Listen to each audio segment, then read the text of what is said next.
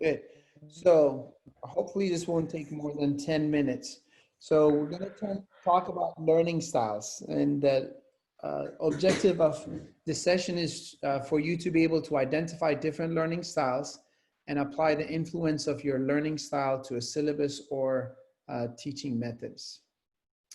So some examples of learning styles. For the sake of time, we'll skip this and we'll go to the lecture, and then hopefully we'll answer this question as well.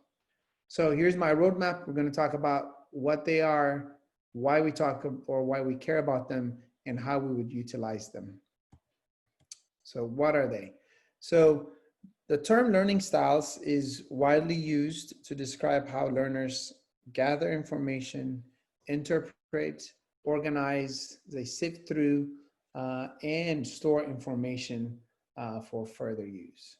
Now, this was a very popular thing to talk about, to research for people who pursue education, and there are over 70 different learning styles and schemes that you can find that people have come up with. So we'll go over one of them, one that I like and that's easier to understand and appreciate, and that's called the VARK learning styles. This was developed by Fleming and Mills in 1992, and they divide it into 4 parts: visual, oral, reading, writing, and kinesthetic. When we mean visual, it's talking about things that use diagrams, charts, PowerPoints, and pictures. And people who prefer this type of learning learn a lot more by looking at things and by seeing charts and so forth. What we mean by oral or auditory is, listening to lectures, listening to tutorials. Some people like reading aloud and watching videos and paying attention to the audio on the videos would fall under auditory learning style. The third type is reading/writing, and people take notes, people do drawings, sketching, and highlighting as they read. These are some of the techniques that people express preference in their own type of learning. The fourth type is called kinesthetic or tactile, and these are people who refer to doing hands-on thinking, movement, using simulation, or using role play as things that helps them learn the best. So 4 different types. Some people are multimodal. They can be attracted to each of these different learning styles. Some people have one preference versus another. So why are we talking about this? What educators were hoping was, as they were learning about these different styles, they hoped that they can match learning activities to one's learning style, and that doing that improves learning. So that was the hypothesis. And many studies were done to prove these hypotheses.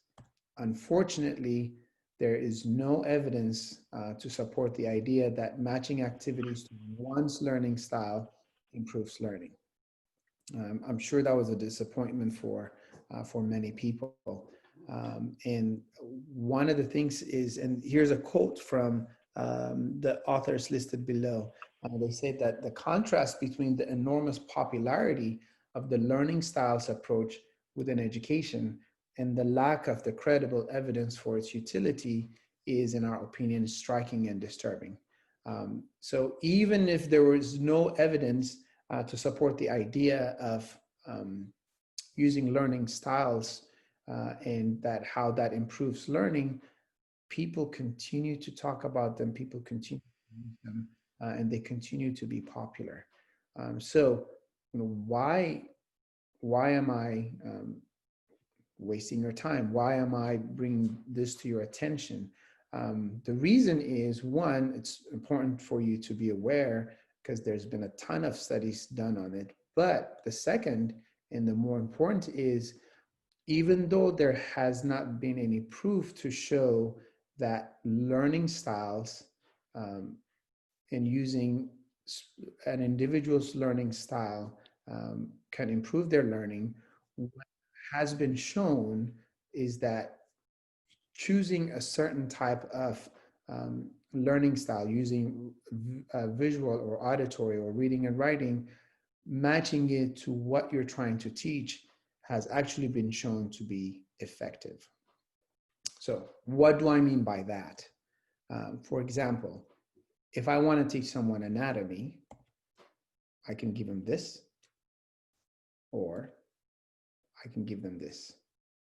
And I'm sure most of you will agree with me that when it comes to anatomy, having visuals and diagrams helps people better understand that concept.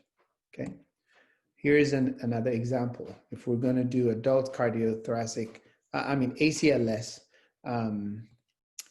using charts and showing people the algorithm that you're going to do certainly helps. Not only that, actually doing simulations of doing resuscitations in a simulation scenario really helps people better grasp that concept and be able to perform ACLS better. If you're going to teach someone inhaled anesthetic, you can just give them this note they can read, and just reading by itself will adequately address that topic.